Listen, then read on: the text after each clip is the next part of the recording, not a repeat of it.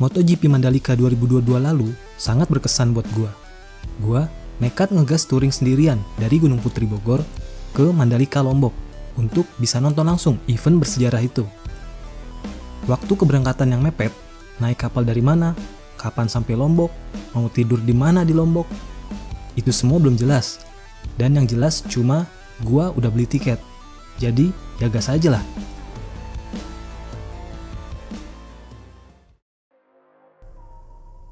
Halo friend, nongkrong lagi sama gue di Garasi Roda 2. Kali ini video yang agak berbeda dari biasanya. Karena akhir pekan ini akan ada MotoGP seri Mandalika. Jadi gue mau cerita sedikit gimana pengalaman gue nonton MotoGP Mandalika 2022 lalu. Sorry banget, ini juga bukan vlog ya. Karena waktu itu gue emang gak niat ngevlog. Cuma buat dokumentasi pribadi aja. Jadi gak semua momen gue videoin. Yuk, gas! Gelaran balap motor terakbar sejagat raya akhirnya mampir lagi setelah 25 tahun lamanya absen di Indonesia. Sebagai penonton setia MotoGP, hasrat gue untuk nonton langsung tinggi banget. Gue ngerasa harus hadir di event bersejarah itu. Dari awal, emang niatnya motoran, sekalian pengen jajal aspal Lombok. Gue emang suka touring motoran. Tapi selama touring jauh ke Belitung, ke Bali, selalu bareng rombongan, gak pernah sendiri. Kali ini, gue mesti sendiri, dan ini akan jadi solo touring terjauh gue. Selama motor gue fit, gas aja lah.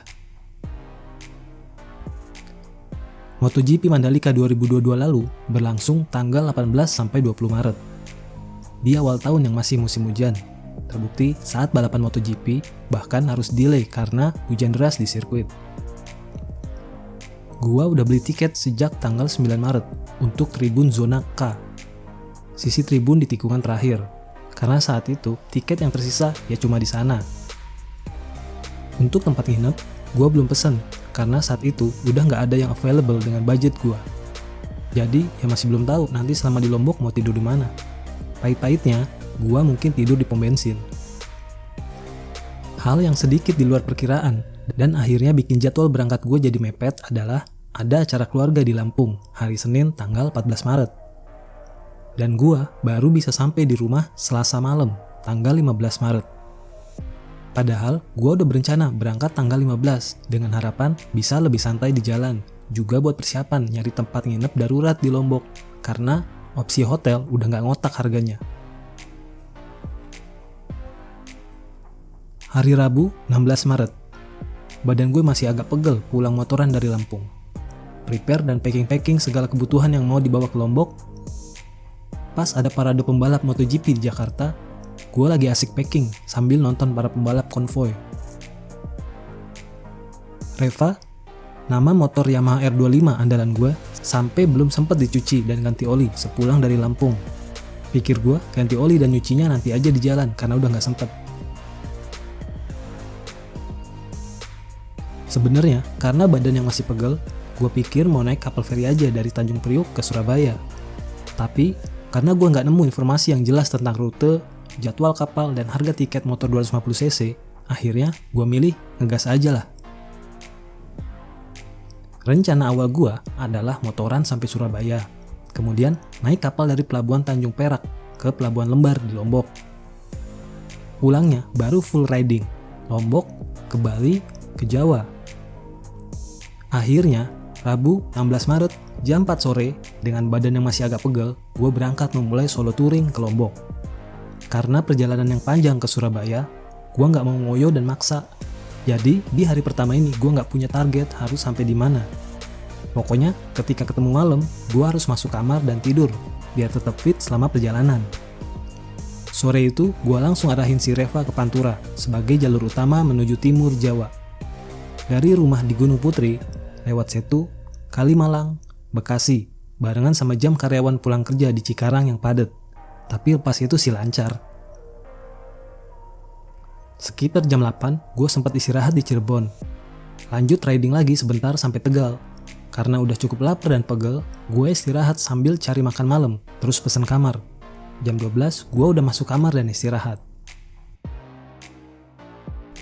Hari kedua, Kamis 17 Maret. Target perjalanan dari Tegal langsung ke Surabaya buat beli tiket ferry ke Lombok. Check out sekitar jam setengah 8, badan fresh, cuma lapar aja karena belum sarapan. Gue gas agak nyantai karena pengen ganti oli dulu. Hari ini perjalanan akan jauh dan lama, jadi gue perlu ganti oli biar si Reva lebih prima ketika digeber lama. Ketemu bengkel Yamaha yang baru buka, gue langsung lipir ganti oli dan kemudian cari sarapan di sekitar daerah Batang. Perjalanan ke Surabaya masih jauh, total sekitar 470 km perjalanan hari itu, melewati Kendal, Semarang, Demak, Kudus, Pati, Rembang, Tuban, Lamongan, Gresik, baru Surabaya. Di Surabaya, langsung ke kantor Damai Lautan Nusantara (DLN) di Jalan Perak Barat. Maunya sih untuk pesen tiket. Tapi ternyata setelah sampai sekitar jam 8 malam dan kantornya sudah tutup. Berarti besok baru bisa pesen. Akhirnya gue cari kamar di sekitar sana untuk istirahat. Sambil tetap cari-cari info hotel di Lombok, tapi nihil, sold out semua. Gila ya animo orang-orang untuk nonton MotoGP saat itu. Mondar-mandir di medsos, gue dapet info bahwa ada fasilitas hotel terapung dari Pelni untuk event MotoGP Mandalika yang menggunakan KM Kelut. Syaratnya hanya tiket MotoGP dan sertifikat vaksin aja. Dan yang penting gratis. Wah, info bagus nih buat gue yang belum punya tempat berteduh di Lombok. Nggak pakai lama, gue langsung reservasi lewat email. Reservasi beres sambil tunggu konfirmasi, langsung lanjut mandi karena badan udah lengket seharian kena panas, kena hujan di jalan. Hari ketiga, Jumat 18 Maret. Pagi-pagi udah dikonfirmasi kalau gue dapet tempat di Hotel Apung. Ah, leganya. Setidaknya gue udah tenang, bisa tidur nyaman di Lombok nanti. Agak nyantai hari itu karena ke kantor DLN deket. Check out hotel sekitar jam 9 langsung ke kantor DLN. Tanya-tanya, ada kapal. Harga tiket waktu itu sekitar 300 ribuan kalau nggak salah ingat. Kena motor di bawah 400 cc. Tapi jam keberangkatannya antar malam sekitar jam 1, yang mana itu sudah Sabtu dini hari. Dengan durasi perjalanan 19-20 jam, berarti gue mungkin akan tiba sekitar Minggu dini hari di Lombok. Wah, terlalu mepet. Sedangkan Minggu sudah balapan. Target gue, setidaknya Sabtu sudah sampai di Lombok. Belum lagi gue nunggunya, lama banget. Dari Jumat pagi sampai tengah malam. Pikir-pikir lagi, hitung-hitung lagi. Gue mau coba ke Banyuwangi aja deh. Mungkin di sana masih ada kapal yang bisa tiba lebih awal di Lombok. Sambil nyiapin opsi paling realistis. Yang ngeteng dengan nyebrang ke Bali dan lanjut nyebrang ke Lombok. Akhirnya, sekitar jam 11 dari kantor DLN, gue langsung lanjut riding menuju Pelabuhan Ketapang Banyuwangi. Jaraknya sekitar 250-an kilometer. Sempet kena hujan, beberapa kali istirahat dan juga makan, plus berhenti foto-foto di PLTU Python, sekitar setengah 6 sore, gue udah sampai di Pelabuhan Ketapang Banyuwangi. Tanya-tanya kapal yang ke Lombok, ada, tapi waktu tiba di Lombok gak beda jauh sama yang di Surabaya. Akhirnya pilihan ngeteng gue ambil. Walau pasti lebih capek, tapi secara waktu lebih cepat. Nyebrang ke Bali, terus ke Pelabuhan Padang Bay. Kemudian nyebrang 5-6 jam ke Pelabuhan Lembar. Perkiraan gue, Sabtu pagi udah sampai di Lombok. Tiba jam setengah 9 malam waktu Indonesia Tengah di Bali. Dari Gilimanuk langsung riding ke Tabanan karena mau mampir ke rumah saudara. Sungkem dulu, sekalian numpang mandi karena udah lepek seharian di jalan. Sepanjang jalan dari Gilimanuk ke Tabanan, gue ketemu rombongan anak motor yang mau ke Mandalika juga. Asik banget suasananya. Jadi nggak ngerasa sendirian, padahal jalur di sana gelap dan minim penerangan. Berangkat jam 1 malam dari Tabanan, sekitar jam 2, gue udah sampai di Padang Bay dan langsung disuguhin antrian padet para bikers yang mau ke Mandalika juga. Antrian dari Mocil sampai Moge jadi satu, numpuk semua di sana. Kayaknya saat itu memang menjadi jam favorit karena semua orang bergerak di jam segitu. Padahal menurut warga sekitar, sebelumnya masih normal. Sempat ngobrol sama anak-anak komunitas lokal Bali. Mereka jalan di jam segitu karena memang hari itu masih banyak yang kerja. Jadi baru bisa ngumpul dan berangkat di jam-jam segitu. Ditambah, armada kapal yang biasanya lancar, Entah kenapa saat itu lama banget periode kedatangannya, sehingga bikin antrian makin panjang. Dengan pergerakan antrian yang sangat lambat, bisa dibilang stuck, bikin gua dan teman-teman bikers di Pelabuhan Padang Bay saat itu harus ngantri hingga 6 jam. Iya, 6 jam. Dari awal gue sampai di pelabuhan jam 2, dan gue baru bisa masuk kapal jam 8 pagi, saudara-saudara. Penantian panjang, hampir sama kayak lama penyeberangan ke Pelabuhan Lembar. Hari keempat, 19 Maret, gue akhirnya tiba di Pelabuhan Lembar sekitar jam 2 siang. Sebelum masuk Pelabuhan Lembar, kita memang melewati Pelabuhan Gilimas. Di sini gue bisa lihat langsung Hotel Terapung KM Kelut, yang nanti akan jadi tempat bermalam gue 2 hari ke depan. Begitu sampai di Lombok, gue langsung isi bensin, cari makan, dan cuci motor. Niatnya mau bawa motor ke sirkuit, kan gak enak difoto kalau motornya kotor. Beres cuci motor, gue langsung ke Pelabuhan Gilimas untuk check-in ke Hotel Apung. Dari yang terlihat saat gue check-in, sekitar jam 5 sore, itu gue gak ngeliat banyak motor yang parkir. Hanya beberapa motor aja. Berarti Hotel Apung ini gak jadi pilihan utama para bikers. Padahal menurut gue, akan asik banget itu kalau banyak bikers yang nginep di sana. Gue ke bagian kelas ekonomi, yang bukan di kamar, tapi di dek dengan ranjang atas bawah yang berjejer rapi, gak pakai nomor-nomoran. Selama kosong, pilih sesuka hati. Sore sih masih sepi, makin malam makin rame. Begitu mulai rame, gue baru ngeh kalau yang nginep di sana kebanyakan warga lokal, ASN, dinas pendidikan maupun guru, dari atribut dan topik obrolan mereka. Wah, support total dari Pemda buat memeriahkan MotoGP ya. Fasilitas di kapal cihuy banget. Tiap ranjang ada colokan, kamar mandi sentral tapi banyak showernya. Bersih, air hangat ada kantin yang harganya nggak getok, normal banget.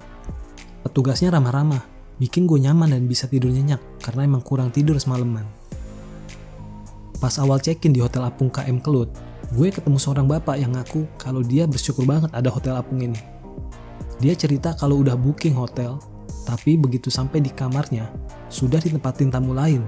Begitu dikonfirm ke pihak hotel, mereka lepas tangan, ngaku hanya mengikuti dari aplikasi. Belakangan gue tahu, praktek begini banyak banget kejadian pas MotoGP 2022 dan 2023 lalu. Hal nggak bagus yang bikin citra buruk buat Lombok. Ya emang haji mumpung, tapi bukan mau untung sebesar-besarnya dengan cara begini juga dong. Ini nih, salah satu masalah utama yang bikin animo orang turun kalau mau nonton MotoGP Mandalika, selain harga tiket pesawatnya. Aduh. Hari kelima, 20 Maret. Minggu pagi yang cerah, udah siap-siap dari pagi. Gue dapet info kalau bawa kendaraan pribadi nggak bisa parkir di sirkuit. Ada kantong-kantong parkir. Dari sana baru kita diantar shuttle bus ke sirkuit. Akhirnya, gue nggak jadi bawa motor dan pilih nyantai, naik mobil travel nyaman yang udah disiapin panitia untuk nganter ke kantong parkir. Mobil travel ini disiapin di berbagai tempat di Lombok untuk nganter ke kantong parkir barat dan parkir timur. Gua kebagian di parkir barat, tempatnya persis di depan Masjid Nurul Bilad, Kuta Mandalika. Sekitar jam 8 pagi, gua udah masuk mobil travel yang siap mengantar. Perjalanan lancar, mendekati sirkuit baru kelihatan sedikit padat, tapi masih lancar. Belakangan gua tahu, ternyata agak siangan, jalanan ke sirkuit Mandalika macet panjang. Syukurnya, gua berangkat agak pagi, karena memang mau lihat dari sesi warming up. Turun di parkir barat, acungan jempol buat panitia, karena saat gue masuk untuk tukerin tiket sama gelang, panitia tampak sigap, ramah, jumlah mereka pun cukup banyak. Gue merasa sangat dilayani sekali. Mungkin karena saat itu masih pagi, masih pada seger. Gue baru tahu setelah agak siangan, antriannya di loket penukaran gelang padet banget, bisa dibilang sampai chaos. Syukur gue berangkat agak pagian, nggak ngalamin ngantri bejubel begitu, walau akhirnya gue kebagian juga pas malamnya. Aduh. Naik shuttle bus untuk diantar ke sirkuit sesuai tiketnya. Masuk dari gate 3 karena tiket gue Tribun K. Setelah jalan sebentar melewati pemeriksaan, gue langsung menuju Tribun K. Gue sampai di tribun pas banget momen Marc Marquez crash pas warming up, yang bikin motornya salto dan Marc akhirnya nggak balap. Marc lalu dibawa naik helikopter ke rumah sakit. Kebetulan helipadnya persis di belakang Tribun K. Cukup bangga karena Mario Aji yang sempat memberi harapan karena start dari front row, dengan pelan tapi pasti ia mundur ke barisan belakang seperti biasa dia membalap. Kenapa hujannya nggak pas Moto3 sih? Sempet juga lihat rombongan pembalap Asia Talent Cup nonton balapan Moto3 dari pinggir sirkuit. Ada Veda Ega Pratama yang nggak turun balap karena cedera tangan. Balap Moto2, cuaca mulai berubah. Yang tadi cerah, terik, mulai berawan dan mendung. Menjelang balap MotoGP, hujan turun deras. Balapan ditunda hingga cuaca lebih kondusif. Syukur gue nggak kehujanan karena ada di bagian tengah tribun. Penonton yang paling depan dan paling belakang tribun kehujanan. Karena lamanya penundaan, kita di tribun asik diajak nyanyi lagu-lagu nasional. Ada pula yang asik joget-joget. Bahkan di tribun K, ada bule yang koordinir untuk bikin koreo. Sekedar angkat tangan, miring ke kiri, ke kanan. Tapi itu yang buat suasana seru di tribun. Gundala si putra petir bahkan ikut eksis dengan koreo petirnya yang menyambar aspal sirkuit. Mbak Rara muncul bikin kaget semua orang. Biasa di belakang layar, si pawang malah jadi sorotan utama. Percaya nggak percaya, yang gue inget sekitar 15-20 menitan setelah Mbak Rara keluar, persis mendung di atas tribun K terlihat memudar menjadi lebih terang. Hujan reda, menjadi gerimis rintik-rintik. Beberapa kali juga gue pernah lihat langsung di Sentul. Hujan seperti ditahan ketika balapan, padahal mendung udah tebel. Kemudian, persis setelah bendera finish, hujan tumpah dengan lebatnya. Tapi kalau di Sentul, gue belum pernah ngeliat yang mana pawang hujannya. Balapan MotoGP Indonesia akhirnya bisa dilaksanakan. Semua orang nyanyi lagu Indonesia Raya dengan lantang dan bangga. Mungkin ada yang haru juga.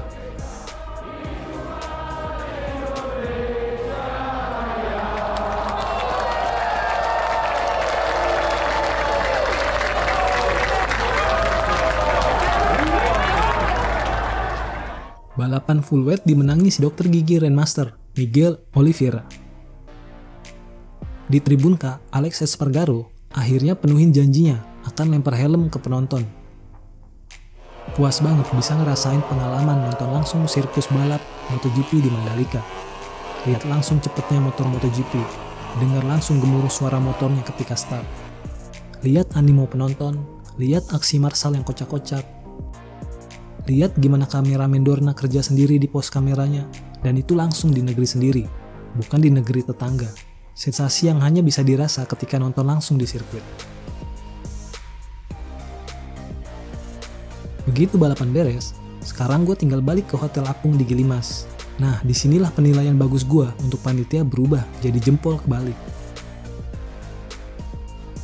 Gue milih keluar tribun belakangan, karena masih mau nikmatin suasana sore sirkuit yang masih hujan rintik-rintik. Juga mau ngindarin penumpukan penonton. Gue santai aja dan mikir, pas datang nyaman kok, armada shuttle bus juga banyak, nggak akan kesulitan deh. Dan gue salah besar. Sekitar jam 6 sore, gue keluar kompleks sirkuit ke tempat parkiran di mana shuttle bus ngedrop gue tadi pagi. Sampai di sana, gue cuma bisa ngeliat kerumunan banyak orang yang tadi udah keluar duluan. Lah, mereka masih di sini. Bisnya mana? Ada yang datang, satu, tapi kemudian lama lagi. Kemana bis-bis yang tadi pagi banyak banget ya? Tenda-tenda pos yang tadi pagi banyak panitia, sekarang kosong. Panitianya udah pada pulang. Lah, kalau panitia pada pulang, siapa yang ngatur nih? Orang-orang udah pada mulai beringas, udah pada capek, pegel, lapar, ada juga yang basah kehujanan. Semuanya pada berebut pengen duluan naik bis. Karena kelamaan nunggu, akhirnya gue milih jalan kaki ke parkir barat, tempat mobil travel yang akan nganterin para penonton balik ke tempat awal jemputan masing-masing. Sampai di parkir barat, dan situasi yang sama terjadi, penonton numpuk. Bus atau mobil travel yang nganter nggak ada, armadanya nihil. Parkir barat yang tadi pagi terlihat kayak terminal penuh bis dan mobil travel, malamnya kosong. Cuma ada kerumunan orang yang nunggu. Akhirnya gue tetap sabar menunggu di spot tunggu untuk tujuan Gilimas, bareng teman-teman yang mau ke Gilimas juga. Dan baru dapat mobil travel jam 12 malam, saudara-saudara. Selama perjalanan ke Gilimas, kami dengar isu-isu kalau mobil yang disewa udah pada balik ke Bali dan ke Jawa. Ada juga yang bilang katanya belum dibayar, yang intinya sangat mengecewakan bisa terjadi hal seperti ini. Akhirnya gue sampai di Gilimas jam 1 kurang. Makan dulu di kantin karena udah lapar banget, mandi, terus tidur. Besoknya, Senin 21 Maret, gue check out sekitar jam 10 dengan agenda mau motoran ke sirkuit lagi. Foto-foto di sana dan jalan-jalan sekitaran Lombok aja sebelum nyebrang balik ke Bali. Secara umum, impresi gue saat itu di gelaran MotoGP Mandalika 2022 lalu cukup sukses. Gaung sebagai balapan perdana MotoGP setelah 25 tahun, sukses bikin tinggi animo masyarakat untuk hadir. Namun, sebagai ajang perdana masih banyak kekurangan sana-sini. GP Mandalika tahun lalu, gue nggak nonton langsung, dan begitu juga tahun ini. Jika melihat penyelenggaraan tahun lalu, salah satu masalah besar adalah harga penginapan yang meningkat berkali-kali lipat. Berharap lebih murah dengan pesan jauh-jauh hari hampir nggak berlaku karena bisa aja dilepas ke orang yang mau bayar lebih mahal mendekati hari H. Pada gelaran tahun ini, jika melihat di media, pemberitaan bahwa tiket belum terjual habis, padahal balapan udah makin dekat, menunjukkan turunnya animo masyarakat untuk nonton langsung MotoGP di sirkuit. PR bagi pemerintah jika bisa menurunkan harga tiket pesawat ke Lombok dan menjaga harga penginapan tetap terjangkau, setidaknya akan mempermudah akses dan akomodasi bagi masyarakat yang ingin menonton langsung. Dengan begitu, animo calon penonton dari luar Lombok meningkat lagi karena akses dan akomodasi yang mudah dan terjangkau untuk ke Mandalika. Menurut gua, hotel apung ini bisa jadi salah satu solusi jika penginapan di Lombok belum bisa dijaga dari praktek markup harga. Nggak perlu gratis, kenakan tarif juga nggak masalah selama ada kepastian harga dan tempatnya.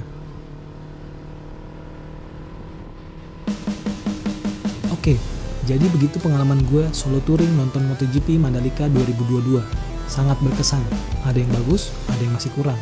Semoga penyelenggaraan MotoGP Mandalika tahun ini bisa berjalan lebih baik dari tahun-tahun sebelumnya, baik dari sisi di dalam trek maupun di luar treknya.